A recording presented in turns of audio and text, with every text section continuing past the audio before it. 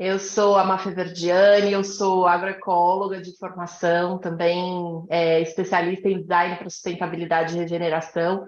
E hoje eu trabalho com implantação de jardins comestíveis e hortas em pequenos espaços aqui em São Paulo. Já fiz mais de 50 jardins comestíveis aqui na cidade de São Paulo.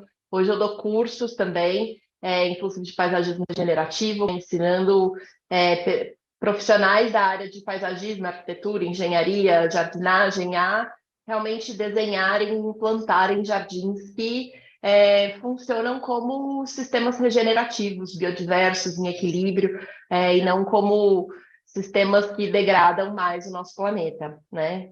Mas nem sempre foi assim. Até pouquíssimo tempo atrás eu trabalhava em grandes multinacionais, tive aí quase mais de 15 anos de carreira em multinacionais, variadas aqui na cidade de São Paulo. Viajei o mundo todo a trabalho, tinha equipes em vários países, e depois de muitos anos nessa rotina, vivendo essa vida louca de viagem, de muitas horas de trabalho, além de toda a frustração o que isso impactava na minha vida pessoal, né, de indisponibilidade de tempo, de falta de espaço para viver as coisas que eu gostaria de viver, mas também de conflitos éticos com aquilo que eu acreditava, né, vontade de viver uma vida com mais propósito, mais alinhada ao que eu realmente acredito, eu comecei a adoecer física e mentalmente.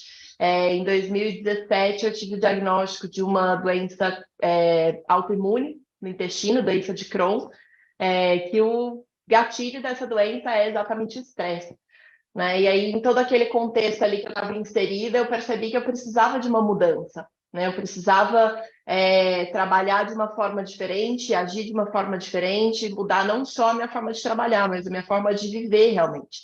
E foi nesse processo que eu me reencontrei com as plantas.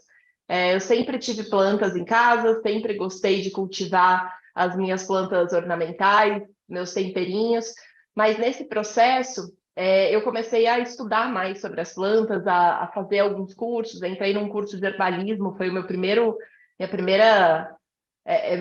movimento ali, quase que instintivo nesse processo de encontrar um novo caminho. E nesse curso eu realmente me reconectei com esse universo das plantas e encontrei nele o apoio que eu precisava para o meu processo de cura física e emocional, né? Então, não só a questão das plantas medicinais em si atuando como um remédio para o corpo físico, mas também o contato com a natureza, a reconexão com os ciclos da terra, e com os tempos diferentes, né, que a natureza coloca para a gente dentro de uma cidade grande como São Paulo, foram fundamentais para eu me reencontrar, né, e entender onde eu precisava estar e como eu precisava caminhar. E nesse processo eu descobri, enfim, a agroecologia, descobri permacultura, e mergulhei nesse universo, principalmente com essa abordagem de trazer realmente a natureza e as plantas para as cidades grandes, né? Eu acredito muito nessa direção de que a gente precisa curar as cidades, né? Então, eu segui trabalhando muito nessa direção. E as plantas medicinais são uma porta de entrada maravilhosa para cultivos em pequenos espaços. Então, hoje eu trabalho muito com elas, planto muitas ervas medicinais, ensino muita gente a plantar ervas medicinais em casa, porque elas são uma ótima forma da gente entrar nesse processo de reconexão, né? Então, quando eu estou ali com uma cólica, tomar um chazinho de camomila, quando eu estou com insônia, usar um manjericão, que além de tudo também serve para a gente se alimentar, né? E é uma delícia, traz todo esse caminho da aromaterapia, da fitoterapia, da gastronomia para dentro da nossa casa. E nesse processo foi isso que eu entendi, que eu queria muito compartilhar isso com outras pessoas e queria que outras pessoas também tivessem a possibilidade de experimentar isso. Então, daí vem toda a minha história com cursos, aulas, oficinas, e a gente está aqui hoje para falar disso, né? Então, a gente vai falar de 5 erros fatais na hora de cultivar plantas medicinais. E esse é um tema fundamental porque quando a gente fala, em especial, do uso medicinal das plantas, a gente precisa ter a tranquilidade de que essas plantas, primeiro, né, tenham a quantidade correta de princípios ativos, né? Então, a presença dos princípios ativos na planta e que a gente esteja usando as partes corretas da planta. É muito comum quando a gente compra ervas medicinais que vêm, compra em casa de produto natural, né? Essas lojas que vendem, ou até mesmo de saquinho em supermercado, elas vêm com partes que são menos medicinais, né? Então, por exemplo, essa aqui é uma cidreira de árvore e está cheia de galho, está cheia de flores secas, enquanto a gente precisaria, de fato, de uma maior concentração das folhas dela, né? Então, isso impacta diretamente a qualidade e o efeito que essa erva medicinal vai ter sobre o nosso corpo, né? E sobre aquele efeito que a gente deseja atingir com ela. Essa é só uma das questões, mas ainda entra toda aquela questão da gente não saber como essa erva foi cultivada, não saber como ela foi armazenada, né? Muitas vezes a gente acha a erva mofada, ou com insetos. Então, realmente é uma coisa que vai prejudicar o efeito que a gente quer que essa erva faça no nosso corpo. E por isso, aprender a cultivar é tão importante, né? É claro que existem marcas muito sérias de ervas medicinais no mercado, que têm ervas de boa qualidade, mas ainda assim a gente vai estar sempre nesse desafio de saber se aquele lote que a gente está comprando de fato foi transportado da maneira certa, armazenado da maneira certa, para chegar para a gente com a qualidade que precisa ter. Então, por isso que o cultivo dessas ervas em casa é tão interessante, porque a gente consegue ter a tranquilidade de saber exatamente como essa erva foi cultivada, como que ela foi, desde a da sementinha, como que ela foi germinada, cultivada, podada, desidratada e armazenada, para ter certeza de que essa erva medicinal vai fazer o efeito que a gente gostaria que ela fizesse, né? Então, aí, um dos primeiros erros que a gente costuma cometer nesse processo de cultivar as ervas medicinais em casa é cultivar sem planejamento, né? Então, é muito comum a gente começar ali, pega um vasinho da vizinha, coloca em casa e depois pega uma muda de outra pessoa, bota em outro lugar em casa e assim a gente vai acumulando plantas medicinais em casa para fazer uso no dia a dia, só que sem entender e sem planejar esse cultivo, sem entender o tipo de iluminação que essa planta precisa, sem entender como ela reage ao vento que a gente tem ou não na nossa casa, sem entender como ela reage às diferentes estações do ano, sem entender que tipo de cuidados ela precisa, tipo de solo, tipo de rega, tipo de adubação, né, e os manejos necessários para essas plantas. Isso faz com que a gente tenha aí dois problemas, né? O primeiro é muitas vezes perder a planta, né? Então, muitas vezes, por não saber cultivar essa planta da maneira correta, a gente acaba perdendo a muda e, enfim, né, perdendo aquela espécie que a gente gostaria de ter para o uso medicinal em casa. Mas pode ter um outro efeito, que é o subdesenvolvimento dessa planta. Então, ela pode, por exemplo, se não estiver numa iluminação correta, ela pode ficar com folhas mais amareladas, com menos presença de clorofila, ou um subdesenvolvimento no tamanho da folha. E isso vai fazer com que essa planta, ao longo do tempo, tenha menos princípios medicinais do que ela poderia ou deveria ter se fosse cultivada da forma correta, no ambiente ideal. Então, o que é o ideal quando a gente vai começar a cultivar nossas ervas medicinais? Primeiro, conhecer aquela planta que a gente vai plantar, entender o que ela precisa, quais são as condições dela, qual que é o tamanho que ela fica, qual que é o tamanho de vaso que eu preciso ter.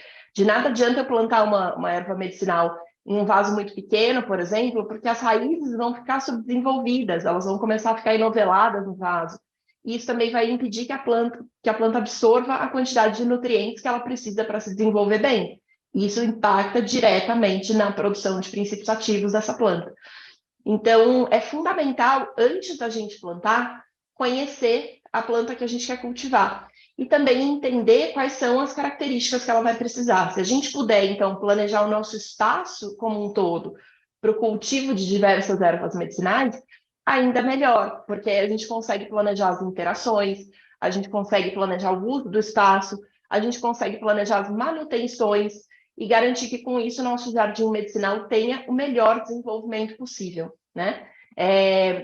Durante o curso, eu vou falar um pouquinho disso mais lá para frente, eu vou dividir com vocês um planejador de jardim, que é um documento que ajuda a gente a mapear todas as informações que são necessárias dentro do nosso espaço, e planejar de acordo com esse espaço, para saber o que, que a gente pode cultivar, como e quais são os melhores métodos para a gente aplicar naquele espaço e nas espécies que a gente quer cultivar em casa.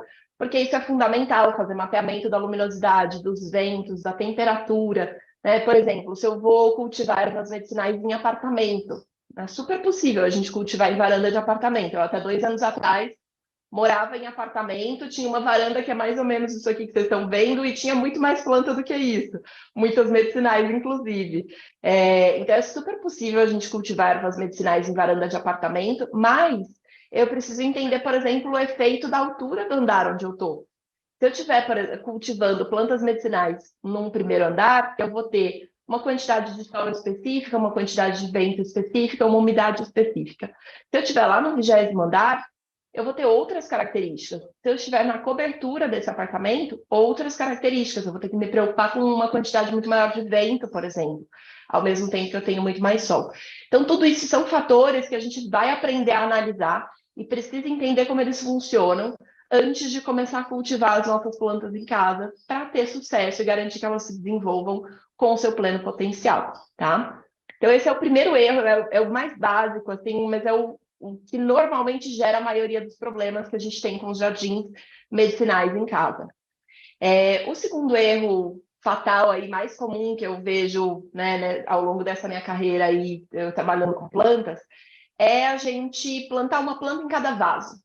Né? Então, aquela coisa, tem um vasinho aqui com uma plantinha, tem outro vasinho com outra plantinha, outro vasinho com outra plantinha, ou então um vasão com uma plantona, mas sempre plantas isoladas em vasos.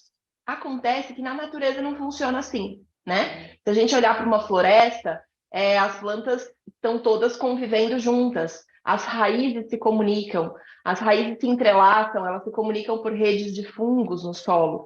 Né? Então, isso faz com que as plantas se ajudem e contribuam para o desenvolvimento umas das outras. Então, a gente pode, quando cultiva, pode e deve, quando a gente cultiva as nossas plantas medicinais, abusar também dessa combinação de plantas nos mesmos espaços, nos mesmos vasos, mesmo que a gente esteja cultivando em vasos pequenos, porque isso permite que a gente potencialize algumas propriedades medicinais das plantas, ou até favoreça o desenvolvimento delas de forma mais saudável, mais viçosa, né, beneficiando realmente esse desenvolvimento. Então, e tem uma outra vantagem da gente combinar plantas no mesmo vaso, principalmente quando a gente fala de cultivos em pequenos espaços, né, em cidades, pequenas varandas, pequenos quintais, que é a gente economizar espaço. Né? Então, se eu tenho ali 2, 3 plantas se ajudando no mesmo espaço de vaso, interagindo entre si, eu não preciso ter 3 vasos. Aí eu consigo, ou até posso ter 3 vasos, mas aí cada um com mais 3 plantas diferentes. Então, ao invés de ter 3 plantas, eu posso ter 9. Olha que maravilha. Então, essa é uma forma muito interessante, muito inteligente da gente multiplicar os nossos cultivos e também melhorar o resultado do que a gente consegue no final ao trabalhar com essas plantas que a gente chama de plantas companheiras. Né? Ao longo do curso, a gente vai aprofundar bastante em plantas companheiras, a gente vai aprofundar bastante em plantas companheiras para que elas possam ser, para que a gente possa utilizar elas no nosso planejamento. Então, na hora que a gente estiver fazendo um planejamento de jardim, eu sei que a calêndula vai combinar com a hortelã ou a menta, e aí eu posso combinar as duas no mesmo cultivo e ter um resultado melhor com as duas. Ou então eu vou, no espaço que eu tenho ali, eu sei que eu posso combinar outras plantas medicinais. E aí, com isso, potencializar o meu uso do espaço, né? Plantar uma planta trepadeira, uma medicinal trepadeira, com uma de raiz, em que eu uso espaços diferentes do vaso. Aí a gente consegue potencializar o nosso espaço de cultivo, mas também fazer com que essa combinação de plantas traga resultados melhores. Além de pensar nas plantas companheiras, a gente precisa pensar nas plantas antagônicas. São aquelas que a gente não pode cultivar juntas. Existem muitas plantas que não se bicam, né? E que a gente não pode mesmo cultivar em conjunto. Então, quando a gente pensa na horta, por exemplo, a gente não pode cultivar girassol e pepino junto, porque elas não vão bem. Salsinha e cebolinha não dá para cultivar no mesmo vaso. Né? Então, tem uma série de plantas aí que são antagônicas, que a gente não deve combiná-las, e é importante a gente pensar nisso também no planejamento. tá? Esse é o nosso segundo erro. O terceiro erro, que eu gosto muito de falar sobre ele, porque ele é um erro induzido pela nossa forma de pensar a relação com a natureza, né? A gente vive num mundo em que a gente vive muito separado, né? Então, a natureza é muitas vezes uma ameaça, é um problema, né? E a gente tem esse hábito de matar todo e qualquer inseto que apareça na horta, né? Ou no jardim comestível, no nosso jardim medicinal, enfim. Às vezes até no jardim ornamental, a gente quer exterminar tudo. Vi um pulgão, eu quero exterminar aquele pulgão. Eu vi um besouro, eu quero destruir aquele besouro. Formiga cortadeira, então Deus me livre, eu preciso explodir o formigueiro para ela desaparecer do meu quintal, né? Só que o que é que acontece, em especial quando a gente está falando de plantas medicinais? Os princípios ativos, eles são mecanismos de defesa da planta. Então, a planta secreta muitos desses óleos essenciais, muitos dos princípios ativos, quando ela está sob ataque de alguma praga.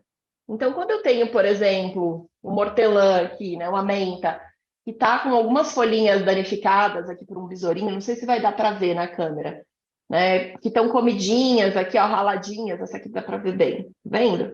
Isso aqui significa que essa planta está sendo, claro, de forma controlada, predada por algum animal. E isso vai fazer com que ela produza princípios ativos de defesa, mecanismos de defesa, que vão se manifestar no aroma, vão se manifestar no sabor, vão se manifestar no potencial medicinal dessa erva. Então, quando eu vou lá e uso um produto químico para acabar com todo e qualquer inseto que tem no meu jardim, eu estou diminuindo significativamente o potencial medicinal da minha erva medicinal, né? Mesmo quando a gente fala de produtos naturais. Então, às vezes a gente, não, tudo bem, eu não uso mata-mato, mas eu uso óleo de ninho, eu uso calda de fumo, uso calda bordaleza, mesma coisa, né? A gente está eliminando aqueles insetos que vão estar em interação com a nossa planta e vão fazer com que ela produza menos óleos essenciais, produza menos princípios ativos, que é aquilo que a gente quer usar para o nosso tratamento, para nossa, né, para o princípio medicinal daquela planta. Então, esse é um erro muito comum que eu vejo muito frequentemente. Inclusive, quando eu falo disso, as pessoas falam: não, mas eu não uso nada químico, eu uso só óleo de ninho, que é a mesma coisa, né?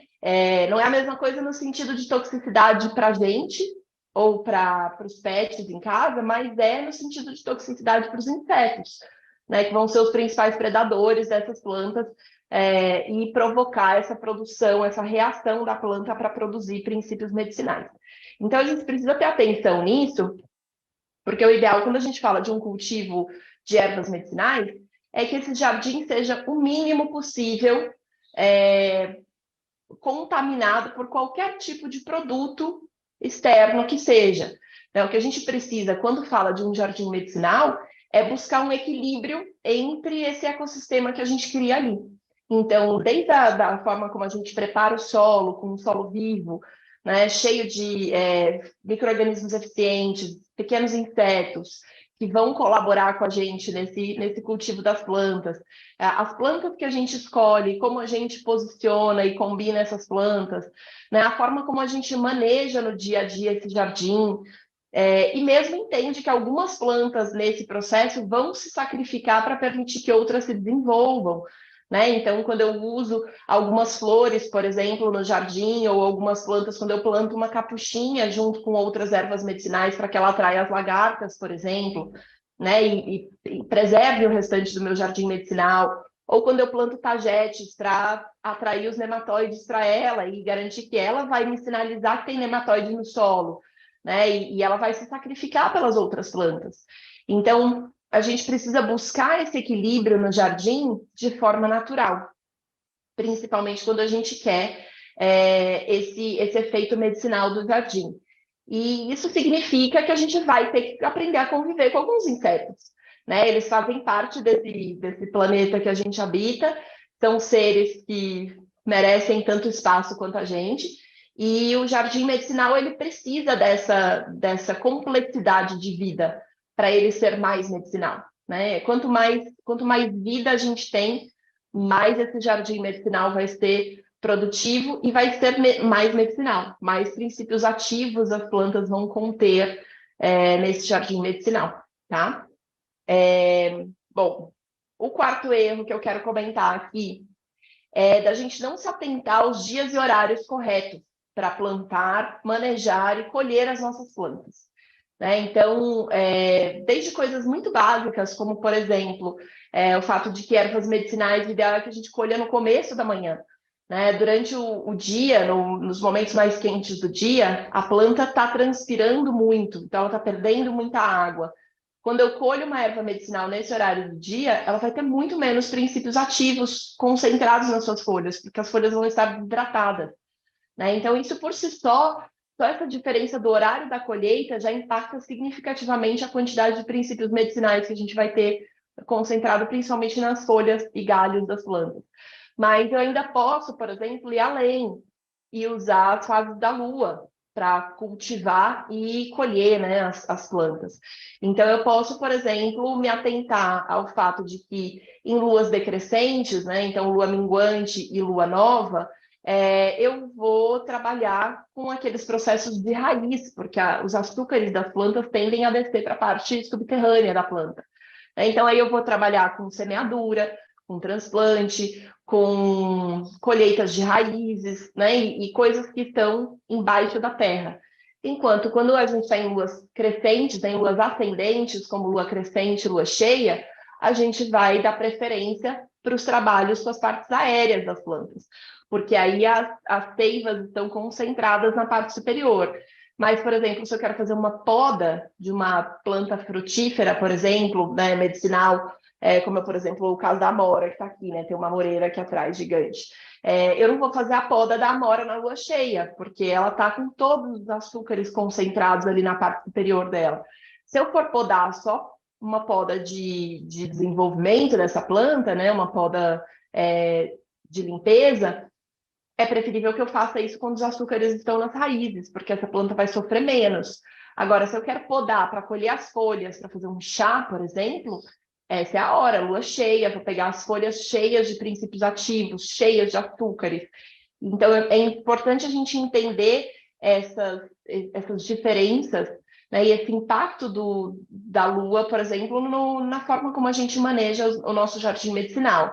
Se a gente quiser dar um passo além ainda, a gente pode trabalhar, por exemplo, com o calendário biodinâmico, que além de entender esses movimentos da Lua, né, ascendente e descendente, ele entende também como o movimento de todos os astros influenciam no desenvolvimento das plantas.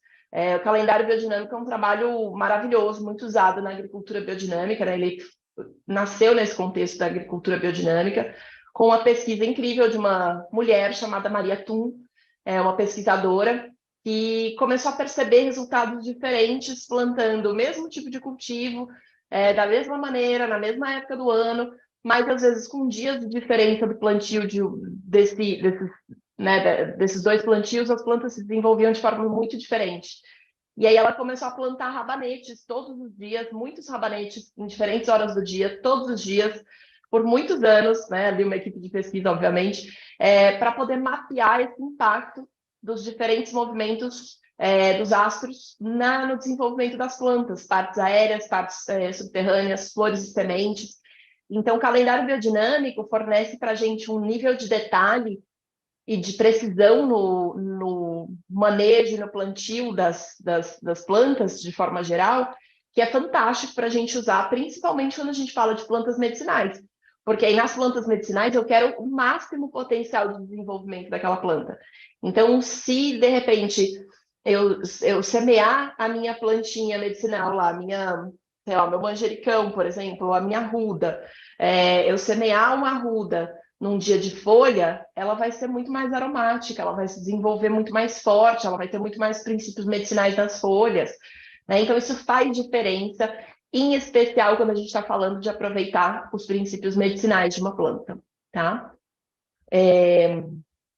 E aí, o quinto e último erro que eu quero trazer para a gente aqui hoje é o cultivar apenas as plantas medicinais convencionais, né? Então, quando a gente fala de cultivo de plantas medicinais, vem à cabeça imediatamente as plantas convencionais principais que a gente está acostumado a ver por aí, né? Camomila, guaco, sei lá, hortelã, que a gente vê no dia a dia. Mas existe todo um universo de plantas não convencionais, partes não convencionais de plantas convencionais, e plantas que a gente não chama nem de não convencionais, são os matos, né? As plantas espontâneas que nascem por aí, que têm princípios medicinais muito interessantes para a gente usar no dia a dia e que podem ser cultivadas em casa, desde que a gente saiba cultivar da forma correta, seja coletando as sementes da forma correta, semeando da forma correta ou fazendo mudas da forma correta.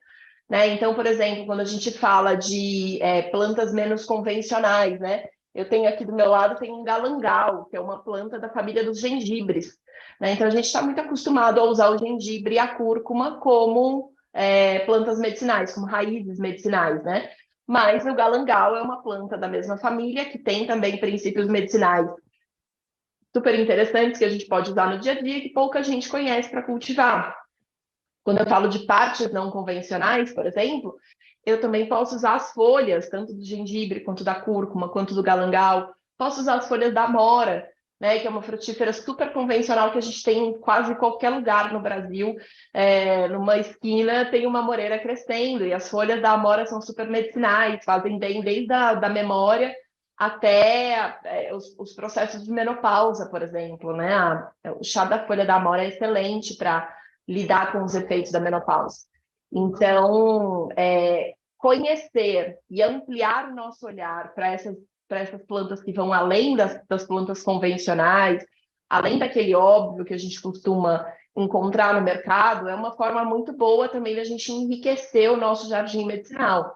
Quando a gente fala das plantas espontâneas, dos matos, né, ou das ervas daninhas, a gente tem um mundo riquíssimo de plantas que podem ser utilizadas de forma medicinal. Então, desde o picão preto, que a gente usa como antialérgico, a urtiga, que é excelente para irritações de pele, né? Até nasceu uma aqui espontânea no meu vaso, que não pode mexer, porque a bicha é espinhosa, tem que mexer com luva, mas, ó, dá para vocês verem aqui, ó, nasceu no vasinho do galangal. Então, que é uma planta excelente para irritações de pele, né? Então, a gente precisa expandir o nosso olhar também para essas plantas menos convencionais que têm um potencial medicinal muito grande. E ao longo do curso a gente vai falar sobre essas plantas, vai inclusive conhecer algumas delas e vai aprender a reconhecer essas plantas e fazer esses processos de cultivar ela em casa. Então, eu encontrei uma planta medicinal na rua, um matinho medicinal na rua. Como é que eu faço para coletar isso de forma segura, para reproduzir essa planta na minha casa e garantir que eu vou ter essa planta no futuro, né, produzindo em casa de forma segura e que eu possa utilizar. Então, acho que esses 5 erros aí resumem boa parte dos desafios que quase todos nós enfrentamos na hora de cultivar ervas medicinais.